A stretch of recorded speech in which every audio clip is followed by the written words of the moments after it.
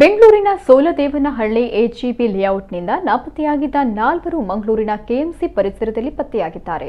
ಇವರಲ್ಲಿ 3 ಮಕ್ಕಳಾದರೆ ಒಬ್ಬಳು ಕಾಲೇಜಿನ ಯುವತಿ.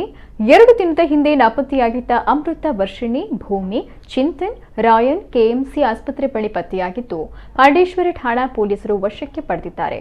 ಕ್ರಿಟಲ್ ಕುಶಾಲ್ ಅಪಾರ್ಟ್ಮೆಂಟ್ನ ಮಕ್ಕಳು ಪತ್ತೆಯಾಗಿದ್ದು ಸದ್ಯ ಈಗ ಪಾಂಡೇಶ್ವರ ಪೊಲೀಸರು ಮಕ್ಕಳನ್ನ ಠಾಣೆಗೆ ಕರೆದುಕೊಂಡು ಹೋಗಿದ್ದಾರೆ. ಕಾಲೇಜಿನ ವಿದ್ಯಾರ್ಥಿನಿ ಅಮೃತ ವರ್ಷಿಣಿ ಮನೆಯಿಂದ ಹೋಗಬೇಕಾದ್ರೆ 70 ಗ್ರಾಂ ಚಿನ್ನದ ನೆಕ್ಲೆಸ್ ಜೊತೆಗೆ 3,000 ರೂಪಾಯಿ ನಗದು ತೆಗೆದುಕೊಂಡು ಹೋಗಿರುವ ಬಗ್ಗೆ ಮಾಹಿತಿ ಸಿಕ್ಕಿದೆ. ಹೀಗಾಗಿ ಮಕ್ಕಳ ದಾಖಲೆಯನ್ನ ಎಲ್ಲಾ ಠಾಣೆಗಳಿಗೆ ರವಾನಿಸಿ ಮಕ್ಕಳನ್ನ ಹುಡುಕಲಾಗ್ತಾ ಇತ್ತು. ಸದ್ಯ ಈಗ ಮಕ್ಕಳು ಸಿಕ್ಕಿದ್ದಾರೆ. ಬೆಂಗಳೂರು ಉತ್ತರ ವಲಯದಿಂದ 4 ತಂಡ ರಚನೆ ಮಾಡಿ ಕಾರ್ಯಾಚರಣೆ ನಡೆಸಲಾಗಿದ್ದು ಸೋಲದೇವನಹಳ್ಳಿ ಠಾಣೆ ಪೊಲೀಸರ ಮೇಲೆ ಒತ್ತಡ ಹೆಚ್ಚಾಗಿತ್ತು.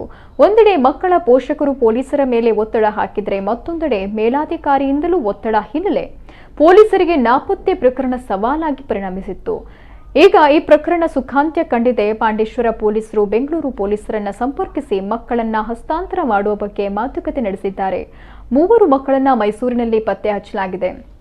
ಇನ್ನು ಓದಿನಲ್ಲಿ ಆಸಕ್ತಿ ಇರಲಿಲ್ಲ, ಕ್ರೀಡೆಯಲ್ಲಿ ಸಾಧನೆ ಮಾಡ್ತೇವೆ ಅಂತ ಪತ್ರ ಬರೆದು ಮನೆ ಬಿಟ್ಟು ಹೋಗಿದ್ದ 7 ಮಂದಿ ವಿದ್ಯಾರ್ಥಿಗಳು ಇದೀಗ ಪತ್ತೆಯಾಗಿದ್ದಾರೆ. ಪರೀಕ್ಷಿತ್, ಕಿರಣ್ ಮತ್ತು ನಂದನ್ ಎಂಬ ಮಕ್ಕಳು ನಗರದ ಉಪ್ಪಾರಪೇಟೆ ಪೊಲೀಸ್ ಠಾಣಾ ವ್ಯಾಪ್ತಿಯಲ್ಲಿ ಪತ್ತೆಯಾಗಿದ್ದಾರೆ. ಆನಂದ್ರ ವೃತ್ತದ ಬಳಿ ಸುತ್ತಾಡ್ತಾ ಇದ್ದ ವಿದ್ಯಾರ್ಥಿಗಳನ್ನ ಪೇಪರ್ ಆಯುವ ವ್ಯಕ್ತಿ ಮಾತನಾಡಿಸಿದ್ದಾರೆ. ಆದರೆ ವಿದ್ಯಾರ್ಥಿಗಳು ಮಾತನಾಡದೆ ಓಡಿ ಹೋಗಿದ್ರಿಂದ ಅನುಮಾನಗೊಂಡ ಪೇಪರ್ ಆಯುವ ವ್ಯಕ್ತಿ ಪೊಲೀಸರಿಗೆ ಮಾಹಿತಿಯನ್ನು ಮುಟ್ಟಿಸಿದ್ದಾನೆ.